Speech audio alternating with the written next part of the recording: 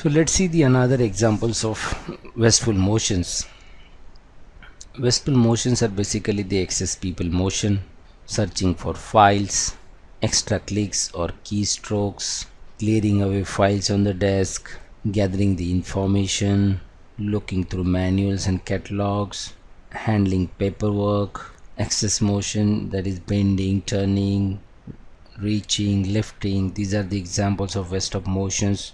I mean, you can see in the photograph, that is a photograph of a man who is carrying out activity of welding by a TIG welding machine. You can see how, how excessive motions he is carrying out. See, he has to raise his arms to the topmost position. He has to rotate the, the tip of the arm, and it creates a lot of fatigue to him. Instead, that height can be reduced, so height of the arm could be reduced of that particular machine. So in this way he is carrying out the waste of motions, which is creating a lot of fatigue and problem for him. Then the another examples of wasteful motions are the human motion, walking to copier. If the copier is kept in the another room and people sitting in this room doing some work, so most of the time they will have to walk till the next room to take the printouts, okay, and to check the faxes. Then walking between offices, central filing system. In many companies there are the central filing system. So often the people, for checking the record purpose, the people have to move till the central place where all the filings is kept, and so due to that a lot of motion is getting wasted. Then movement of people, that does not add any value to the service or the product. So this is basically the thing which is not adding any value, because this motion is not putting any extra work on the particular product. This is simply wasted, so it is not adding any value. Looking for data and information. If the data and information is not readily available, people have to search here and there. They have to waste their time. They have to go on places for checking the records and people and the information. So it is again the examples of wasteful motions. So our aim is to try to reduce this wasteful motion, try to align our layout in such a way that a minimum motion is required to complete the process or activity. The layout should not be such that it should be in one piece flow. Like if an operator is sitting in a particular area, he has to go to the minimum distance for carrying out his entire activities. The next subsequent process should be set in such a way that all the interrelated process will require, will be close together, so that there will be less motion of people, material, information, machinery. So in this way we can reduce the waste of wasteful motion. Then the another type of waste as per lean is underutilized skills.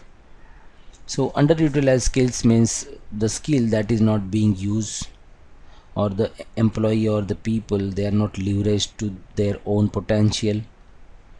Okay, we'll just take one example to understand this.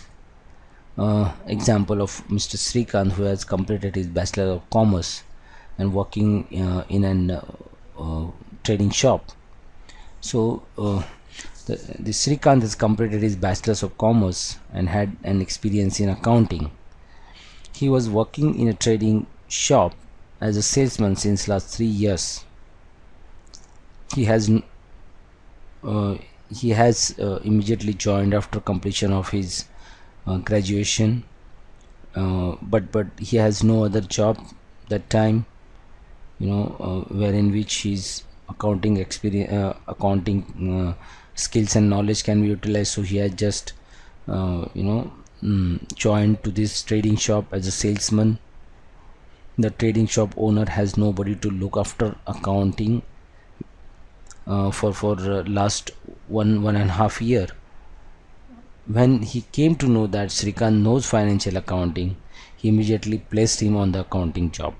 So looking at the above example, we can say that his talent or his ability was underutilized by putting him in the sales job earlier. If that trading shop owner would have known his skills, that this person is able to perform the job of an accounting personnel, he could have taken better advantage of that.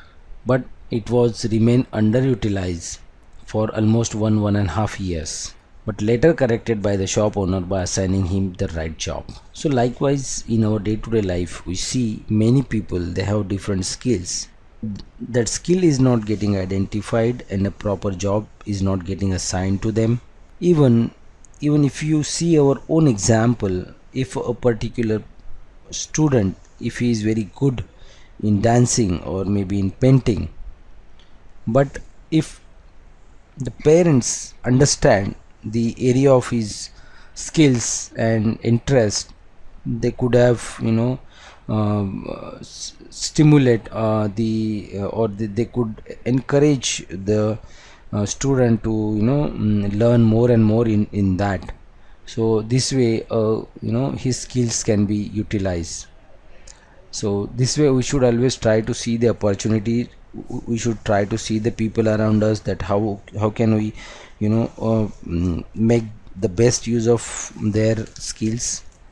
And that is because that is very important from lean point of view. So what are the other examples of these underutilized skills? There are many examples, like employees not leveraged to their own potential. Employees often skilled in doing different job, but they have not assigned the task which they are experiencing. So this way they are really underutilized. In assigning limited authority and responsibility to the people, person put on a wrong job. If a person is skilled in welding, and if the factory owner or the manager puts him on the press shop, his real skills cannot be utilized well. So this way he is getting underutilized. Then the skills, underutilizing capabilities, delegating tasks with inadequate training. People often put on the job without any training. So this is also very important to really, if we wanted to make the best use of their skills, we should give them training. Similarly, this training is also required to us. Like as a student, you may require to join the coaching classes. This is again an example of training that is very important to enhance our skills, enhance the knowledge which we have, or polish the abilities which we have. Then people that are needed but not enough work to keep busy all day could be helping others. Unbalanced workloads. In many of the organizations, there are very unbalanced workloads. Some people, they have very much loaded and fully loaded, but at the same time the people in the other working in another function, they have not enough work to do, so they are sitting idling.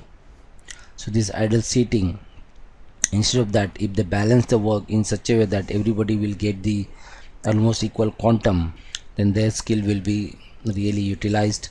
Then poor or neglected user training and user documentation on existing or new processes, or people with extensive knowledge, skills or experience spending time on activities that do not use these assets.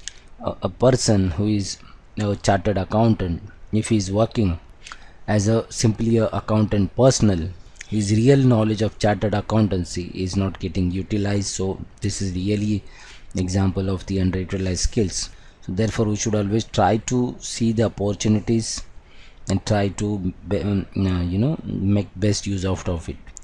So now we'll just try to summarize what are all the things which we have learned till now.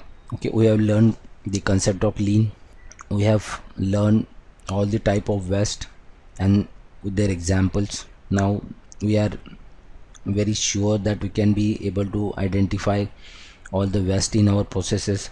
So now in the subsequent slides, we'll learn how to apply lean techniques on this waste so that it will get eliminated or reduced. If we apply these techniques in our day-to-day life, our life will be much easier.